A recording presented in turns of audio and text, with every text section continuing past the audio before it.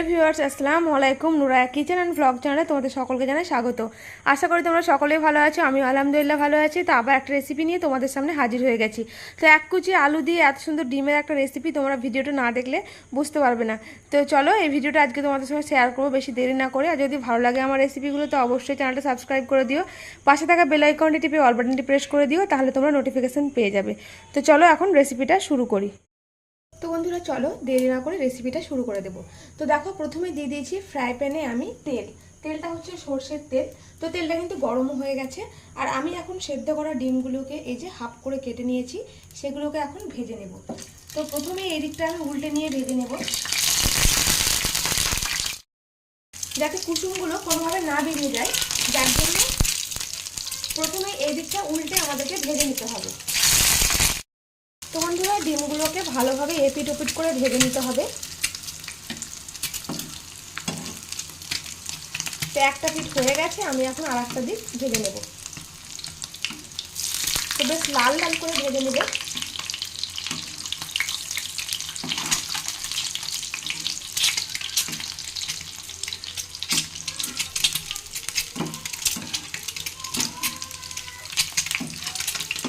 দেখো ডিমগুলো কিন্তু ভাজা হয়ে গেছে, আর একটা দিকে ভাজা হয়ে গেলে আমি ডিমগুলোকে তুলে নেব। তো ডিমগুলো এখন একটা করে আমি তুলে নেব। ডিমগুলো যেহেতু ভাজা হয়ে গেছে, তো চলো এখন ডিমগুলোকে তুলে নেব।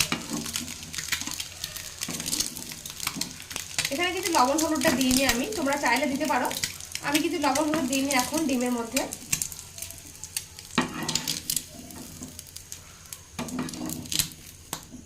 তো দেখো ডিমগুলোকে এখন তুলে নিয়েছি। আর এখন এই তেলের মধ্যে আমি দিয়ে দেবো হচ্ছে পেঁয়াজ কুচি।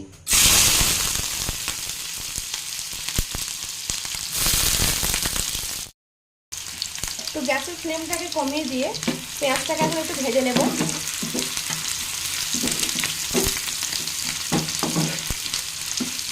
তারপরে আমি এখানে দিয়ে দেব একটা লঙ্কা আর একটা টমেটো।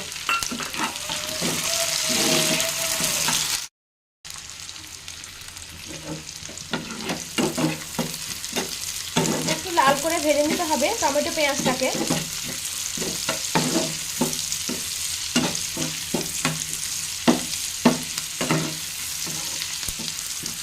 দুটো লঙ্কা দিয়েছি এখানে, চাইলে তোমরা চাইলে ঝালের পরিমাণটা বাড়িয়ে দিতে পারো। এবার আমি এখন দিয়ে দেব 1 চা চামচ আদা রসুনের পেস্ট। চলো আবার মশলাটাকে একটু ভালো করে ভেজে নিই।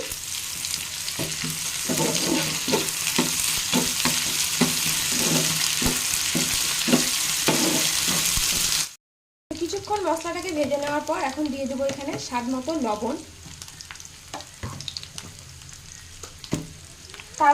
তারপরে হবে পরিমাণ মতো হলুদ।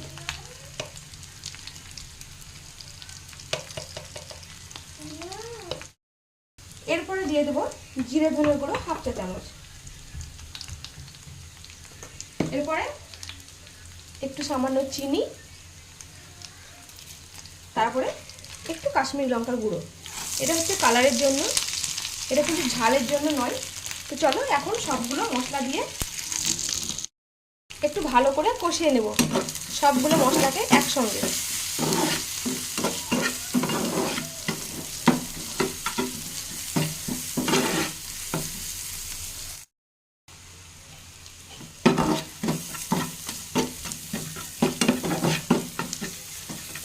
তো মশলাটা আমার ভালোভাবে কষানো হয়ে গেছে। এখন আমি এর মধ্যে দিয়ে দেব কুচি করে রাখা আলু। তো চলো এখন আলুগুলো আমি এর মধ্যে দিয়ে দিই। কুচিয়ে রাখা আলু, যেভাবে আমরা আলু ভেজে থাকি সেইভাবে ছোট ছোট করে কুচি কুচি করে আমি এখন দিয়ে দিয়েছি আলু। এবার আলুটাকে ভালো করে একটু মশলার সঙ্গে মিশিয়ে নিতে হবে।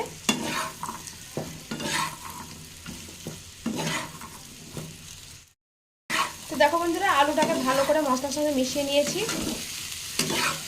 এখন একটু 2-1 মিনিট নাড়াচাড়া করে নেব আর ঢাকা দিয়ে রেখে দেব।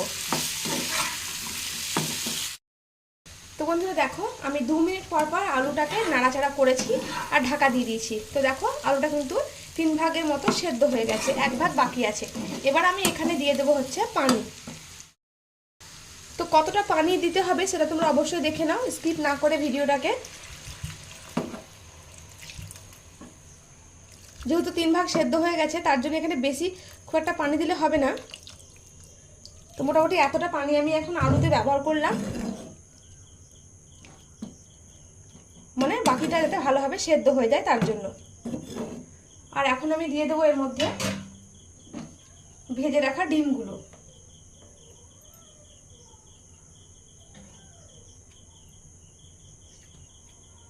এভাবে ভেজে রাখা ডিমগুলোকে বসিয়ে দিচ্ছি যাতে ঝোলের মধ্যে ভালোভাবে ডুবে যায় ডিমগুলো।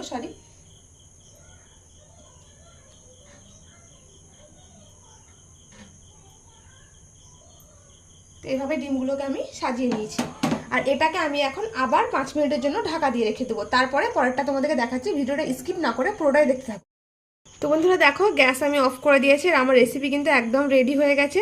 আর এই দেখো, আমি কিন্তু একদম এটাকে শুকনো করিনি আর একদম ঝোলটাও করিনি। তো দেখেই বুঝতে পারছো যে কেমন হয়েছে রেসিপিটা।